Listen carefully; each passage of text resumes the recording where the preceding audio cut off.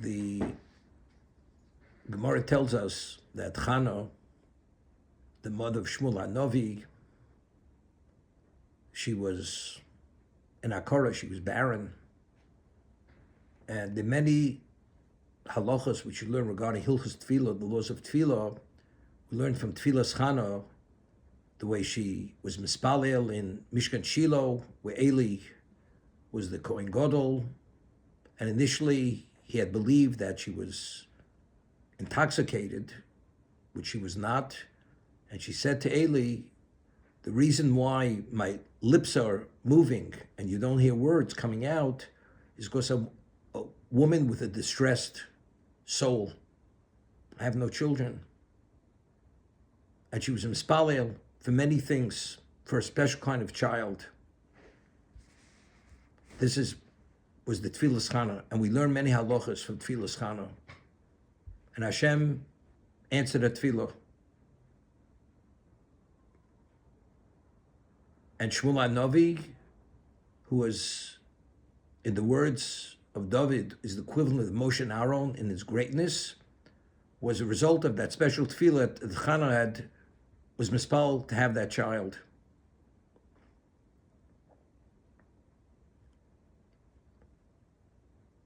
A mother is mispal for her children. That's really one of the, just as a mother, the child gestates in the womb of the mother for 9 months, and the mother undergoes whatever her physical condition for 9 months until that child was finally born. And finally, at the time of labor, they're chevle leda, till the child is pushed out and the child is born. The mother raises the child. All the physical participation in the child's life is the mother. Caring for the child, it's the mother's responsibility. But the mother also has a certain sense of feeling towards a child, and the child is special to the mother, and therefore the mother prays for the child differently than maybe than the father prays. It's a different level of, one is more emotional, one is an attachment. The Chofetz Chaim writes that one should have in mind, when we say Birchas Torah in the morning, although a woman has no obligation to study Torah, but nevertheless a woman says Birchas Torah in the morning. And the nusach of the Birchas Torah is, we say, V'ni anachnu v'tzetzeinu v'tzetzeitenu, lonely sor sechel u'shmo. We, our progeny, and the progeny of our progeny, the children of our children, should study Torah l'shmo.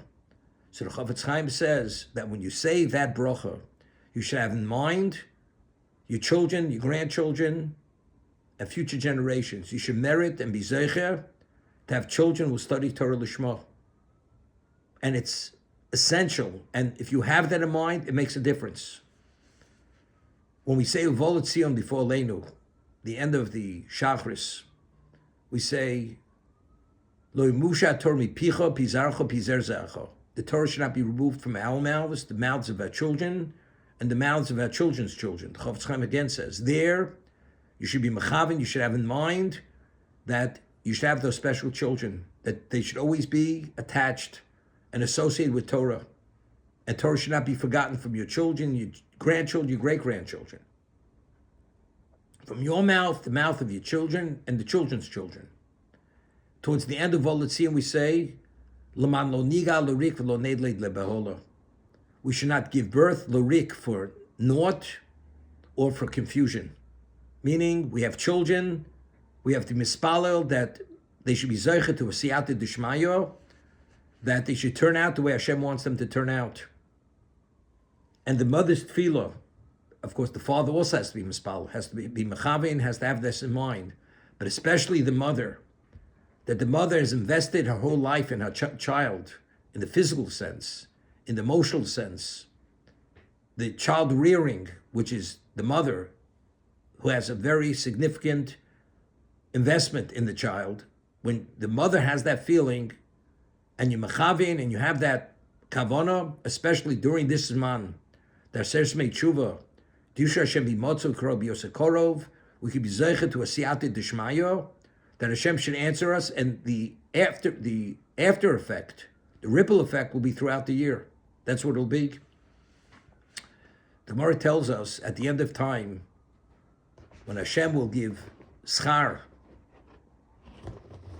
the first one to receive the schar of the women.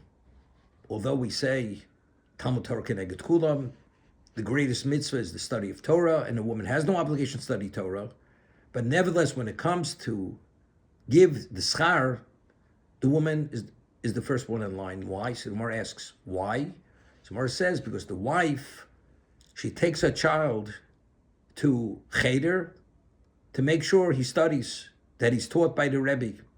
And because she goes early and brings the child to the Rebbe, that's the reason why she is the first one to be the recipient of the schar, even before her husband.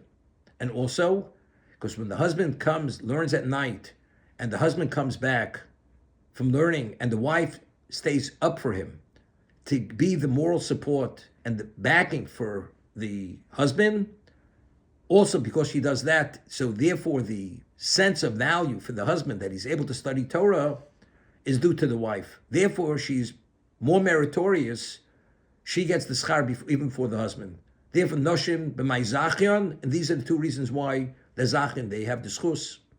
So I'm saying a wife, if she fills this role, automatically the wife is a kli bracha.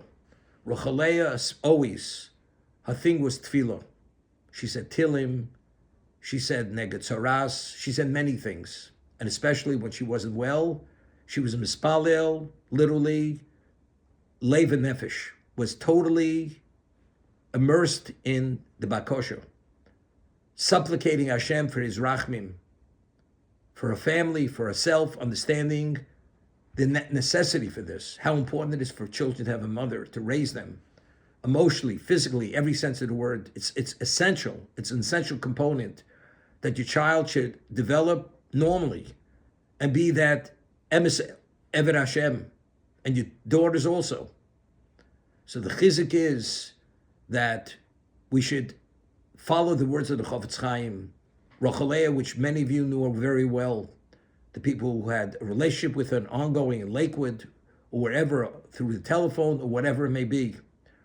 She should be a chizuk, she should be the impetus for you to elevate your Avodas Hashem, and the schus of that will merit a Gemar Chasima Tova, will be nechta v'nechta p'sifrin shel tzadikim, and will merit the coming Mashiach, and Mitzvah Hashem, she will come back. It is amazing.